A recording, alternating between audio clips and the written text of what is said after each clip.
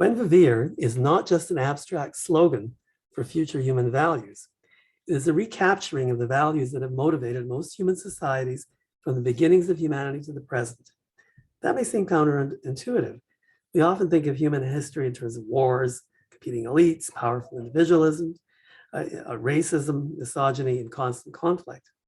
While the significance of all of these cannot be denied, I'm going to argue that most of human history has been marked by reciprocity, inclusion, mutual social obligations, and respect for Mother Earth.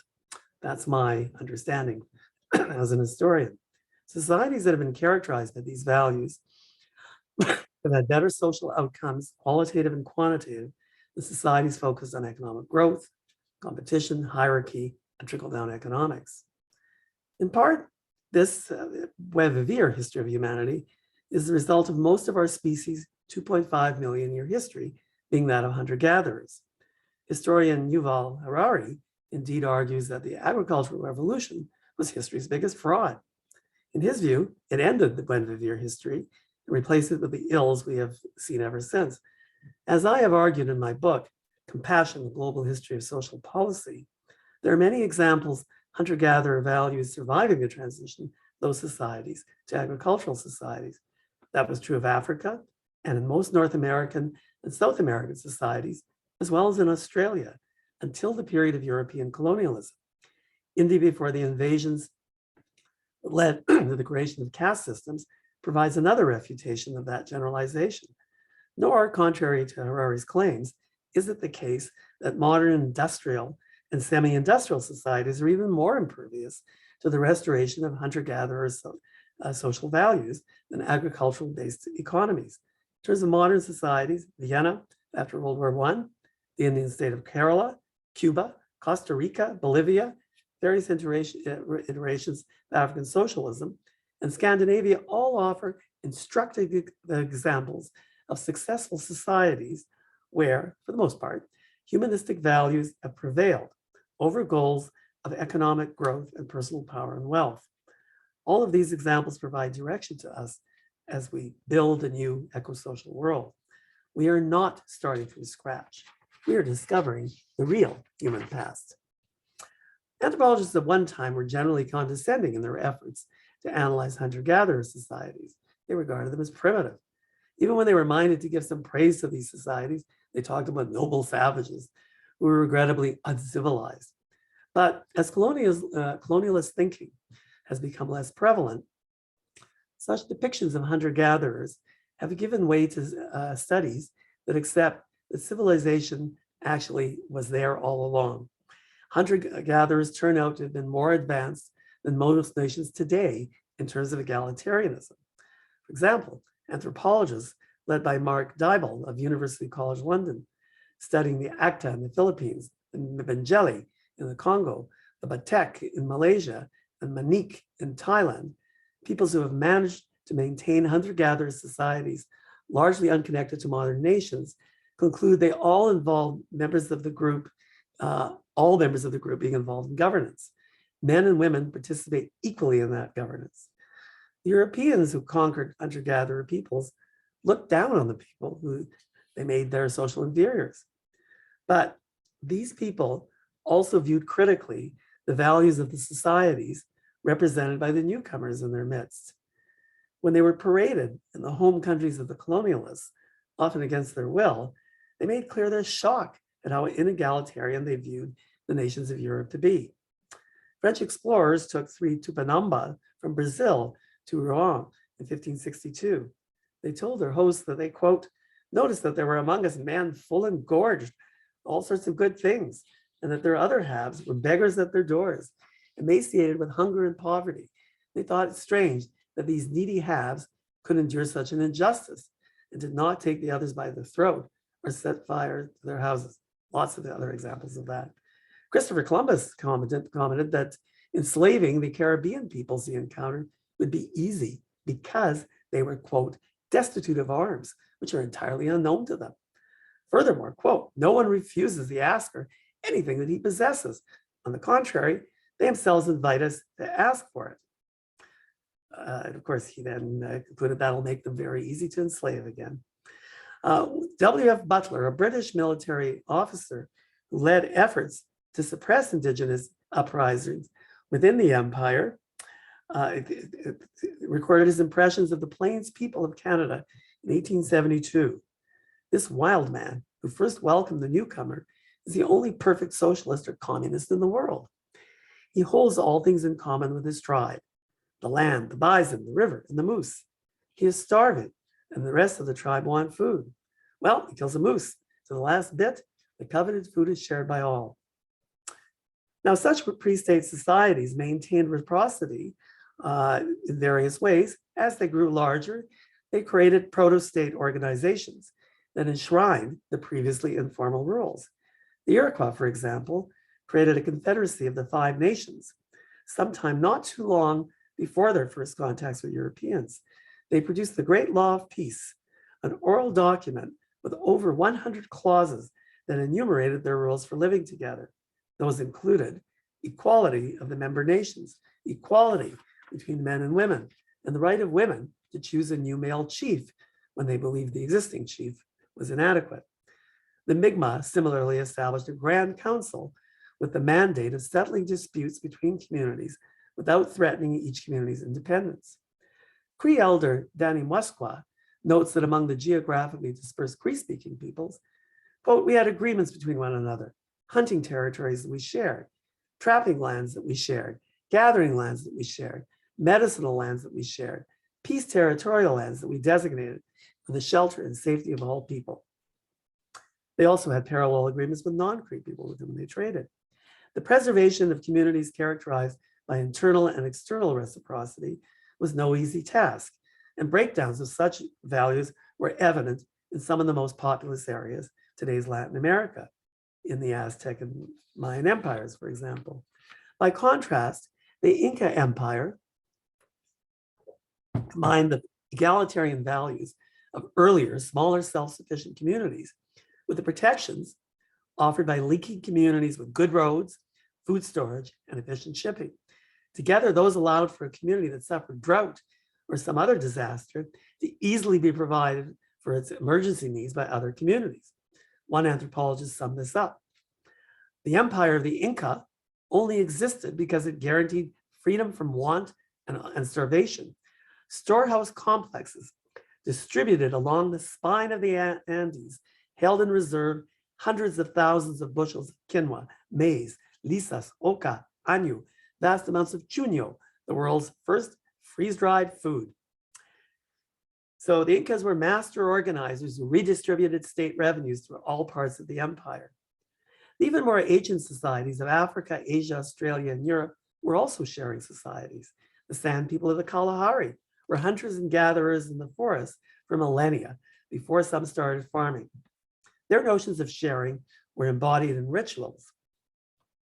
Agriculture did not reduce such egalitarianism because kinship networks across the continent acted as an insurance policy against drought and disease. Land was as much the property of a clan as a family. If your crop failed or illness prevented harvesting of a crop, villagers of the same clan would guarantee food for the stricken family.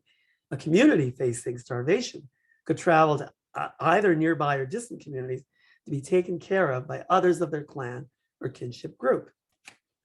Walter Rodney, the historian, writes, in a country, Ghana, the clan system was tightly organized, so a man from Brong could visit Fonte, many hundreds of miles away, and receive food and hospitality from a complete stranger who happened to be of his own clan. There's many other examples. Anthropologist W.E.H. Stander observes that pre-contact Aboriginal Australians who had lived there for perhaps 55,000 years before Europeans arrived had no class divisions, inequalities in incomes or property, master-servant relations, slavery, or warfare. The Europeans regarded them as people living in a trance, failing to understand how their rituals kept them in contact with the values of their ancestors. While the Australians lived among abundance that made the development of agriculture seem unnecessary, the seafaring Polynesians were compelled by necessity to practice agriculture in the tens of thousands of islands where they lived, including today's New Zealand. They developed terrace farming on the mountainsides and built irrigation canals to water their valleys. They maintained their sharing values through their oral histories that reminded them of their origins, historic sacred values. They deemed their would-be Spanish conquerors in the 16th century as demons mesmerized by shiny material objects and who lacked any, quote, understanding that true wealth was found in prestige and that status could only be conferred upon one capable of acquiring social debts, distributing surplus food to those in need. In India as well, the transition from hunter-gathering to agricultural societies maintained egalitarian societies for thousands of years. Village communities developed practices to apportion land, so each extended family was in a position to cultivate a variety of crops, have timber for subsistence purposes, and have access to natural sources of food. Genetic studies show rampant intermarriage across communities for thousands of years before the caste system began to take hold about 2,000 years ago. Similarly, in early farming communities in the Middle East and Europe showed continuation of egalitarian cooperative values. So, I mean, at some point this collapses, but the idea that as soon as you have agriculture, as soon as you have industry, this stuff goes and it goes for good, there's no historical memory of it, is wrong. So here's some 20th and 21st century example of Buen Vivir. We'll start with the Indian subcontinent and well, we're not going to start with the example. Let's start with the example of Vienna after World War I. The Austro-Hungarian Empire collapsed at war's end.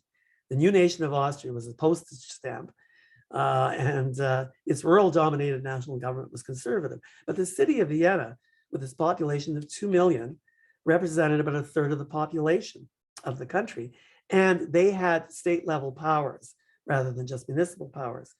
From 1919 to 1934, the elected Social Democratic government turned a city that was nothing after the Allies had destroyed it and then put it under a wartime blockade. But the city's residents were, it turned it into a cooperative paradise in 15 years. The city's residents had lived mainly in overcrowded private housing developments that badly needed repairs, which landlords weren't going to undertake. So the socialists froze rents, and they set a goal of creating state-owned but cooperatively managed housing estates for the entire working class of the city. And they'd gone very far before the fascists took over the city in 1934 by force. They built whole communities with courts, gardens, playgrounds for children, electrically equipped kitchens, bathrooms, and other accommodations. They employed an army of gardeners to maintain the gardens.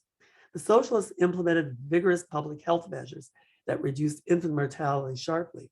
They opened 28 public child guidance clinics, modeled on one established by the celebrated Freudian psychiatrist, Alfred Adler. A social democrat commented many years later on the period between 1919 and 1934 in Vienna. We lived with the great illusion that we would be the generation of fulfillment, that our generation would establish democratic socialism in Austria. This illusion was constructive and enriching to life. Now we'll move to India and the state of Kerala. In 1956, in the first democratic election in the state, a communist government was elected. Unlike the communists of the Soviet Union or China, the Kerala communists have had to work in the framework of a parliamentary democracy, and the results have been far more positive. Kerala's extensive nursery and school feeding programs, ration shops, and the generally greater access to healthcare, combined with the overall lower birth rates, make it unnecessary for families to choose life for one child and death for another, writes anthropologist Richard W. Frank with Barbara Chasson. Though the state's GSP is below the Indian average, its social statistics, including life expectancy, infant mortality rates, and literacy rates, are better than the richer states in India and close to those of the West.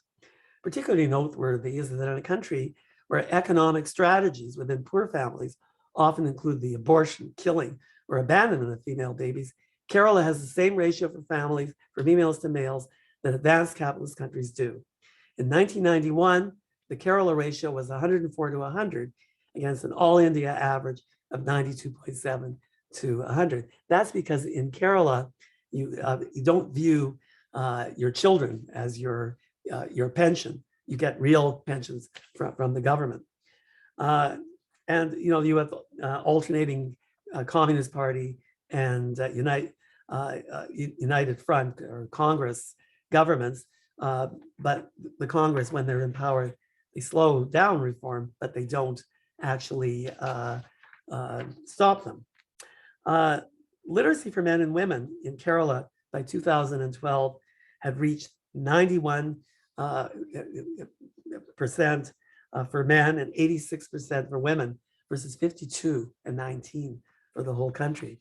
They had 4 times as many hospitals and twice as many hospital beds as the all Indian average already by 1982. They eliminated smallpox and malaria before any other in the Indian state. The ration shops in Kerala provide food security in the state. 99% of Kerala villages have a shop. State-led house building projects have abounded. When you travel through Kerala, you don't see the poverty that you do everywhere else in India. Gender inequalities have been consciously reduced. Beginning in 1996, the local governments sponsored self-help groups, mainly of women, to distribute funds to alleviate poverty. Those organizations now crisscross Kerala, and they've had great success in ensuring access to clean water and limiting the expansion of private healthcare. Beginning in 1997, the state gave 35 to 40% of its state planning board budget to the panchayat. This decentralization has produced over 47,000 health projects, from new latrines to expanded public health care and hospital equipment to nutrition projects. Cuba is not a democracy like Kerala, but it is a country that has made egalitarianism its characteristic value. Universal free education, food rations, low-cost housing, and universal social security were implemented soon after the communists took power. The World Health Organization in 2005 said this of Cuba: the principles of universality, equitable access, and governmental control guided post-revolutionary Cuban health policies, which focused on achieving social equity through free provision of needed services, including medical care, diagnostics tests, and vaccines for 13 preventable diseases. Cuba's public health policy prioritizes health promotion and disease prevention activities, decentralization, intersectoral action, and community participation. Cuban life expectancy and intermentality figures in this period compared favorably with those of wealthy Western countries, even though Cuba remained a third world country. Costa Rica has implemented many of the same programs as Cuba, though it hasn't reduced wealth disparities to the extent that Cuba has, but it's maintained its parliamentary democratic character. Costa Rica's secret is that it demilitarized in 1948. So the world military expenditures and arms transfers reported in 1999 that third world governments, developing countries, spend 14.5% of their national budgets on the military, while as UNICEF says, they only spend 12 to 14% on basic social services. Well, in Costa Rica, they didn't have the military, and they put that money into social services. And in the 1961 Constitution in Costa Rica, they put guarantees of universal pensions and health insurance right into the Constitution, and they have made remarkable strides. Bolivia, through most of its post-contact existence before the 21st century, they experienced little of the benevolence that Cuba and Costa Rica were experiencing in the latter half of the 20th century. And in fact, it was usually a military dictatorship where the majority indigenous people were oppressed by the European minority. But and things were so bad that in the early 20th century, 2 million of the country's 11 million people left. But many of the people who remained were former miners who became coca growers or campesinos, bringing trade union militancy to their new occupations. In 2000, workers, peasants, and the unemployed rose up against the foreign company that controlled water in Cochabamba. For a time, they seized power in the city. And meanwhile, the Movimiento al Socialismo, with Morales as its leader, Evo Morales, emerged from the social agitation that was becoming constant in Bolivia, and they were able to win a democratic election in 2006 and re-elected several times before a military and police coup in 2019 removed Morales and the mass from power. The mass pressure forced a new election in 2020, and they're back. The Morales government appropriated 50% of all revenues from foreign-owned energy companies, making the state petroleum industry the administrator.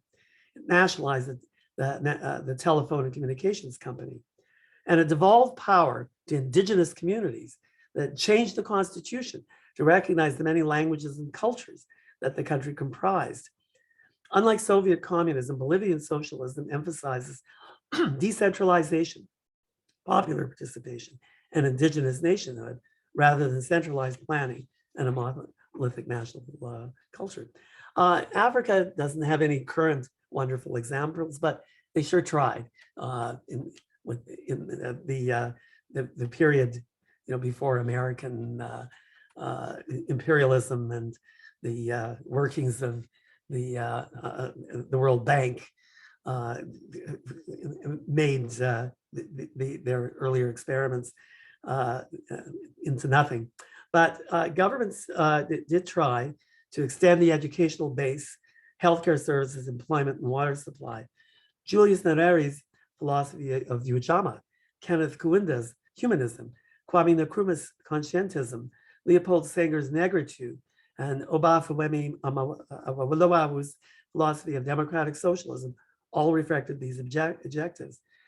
Julius Nyerere in particular, the president from 1961 to 1985, emphasized smallholder agriculture, resisting mining diamonds and gold for export to the West. His Arusha Declaration in 1967 called for recreation of the equal distribution of wealth that had marked the pre-colonial societies. And they had traditions in their society that enabled individuals to rely on both neighbors and kin-based clan groups when in need. Nyerere proposed health dispensaries and schools under local control in each village, along with facilities to market agricultural products and to improve agricultural practice. And a lot of good things were happening. But there was a Ugandan invasion in 1978, 1979, followed by drought. So Tanzania had to go to the International Monetary Fund for assistance. And the IMF's price, as it always seems to be, was an end to social programs and subsidies for small farmers, leave everything to the marketplace. I'll end with the Scandinavian model. It's during this period where Europe has been, and the United States, kind of moving away from the post-war movement towards more social policies. The Scandinavians have largely, not totally, but look at Norway. It gives an example of how to create Buen Vivir in an industrial society. Their popular movements combined in something called the Campaign for the Welfare State in 1999. And the Campaign for the Welfare State opposed liberalization, deregulation, and the unrestricted flow of capital, which capitalist globalization demanded. It started in the trade union movement and then broadened to include civil society movements of students, pensioners, farmers, and disabled, seniors, and church groups. It created a structure that gave control to grassroots activists. The movement collectively developed a political program focused on workers' rights, gender equality, and environmental preservation. They mobilized their memberships through forums, rallies, and protests that produced a collective document of demands that they brought to all political parties for a formal endorsement. The right-wing parties showed them the door, But the left-wing parties, although in office earlier, they had not gone really in that direction. Seeing the major involvement of all these civil society groups, felt they had to say yes. And then the CWS went further and said, not only do you have to agree to this, you have to agree to make this, your program that you run on, and that you have to say that you will form a coalition to put this in charge if you win the election. And they did win the election because of all this support from civil society groups. They got 60% of the vote, whereas they'd only had about 40% in the previous election between them. And the political shift ended up rolling back inequalities that had been introduced in several decades of neoliberal policymaking. Because the social programs ended. Now, the political shift didn't last forever. And Asbjørn Wall, director of the CWS, warned in July 2011 that complacency on the part of the labor movement and civil society groups was allowing the government, to sort of move backwards. And then that government was defeated, although now back, and seems to be trying to follow those kinds of principles of the earlier period. Conclusion: efforts to create societies where basic social needs, environmental considerations, and greater equality in the realms both of economic distribution and public decision-making trump economic growth are not idealistic. Most of human history demonstrates that the creation of such societies is both possible and desirable, while more recent efforts to create such societies have faced many obstacles. The examples above demonstrate the fallacy of claims that modern societies can only function when they focus on economic growth. The notion that such economic growth is a precondition to creating benefits for the masses is refuted by all the examples provided here. When a modest income state like Kerala can outperform more prosperous states in that country on all social measures, it becomes clear that redistribution of wealth and power are more important than the GDP and other such measures in creating decent and happy societies. Thank you. And what do I do now that I'm finished? I have no idea what to do.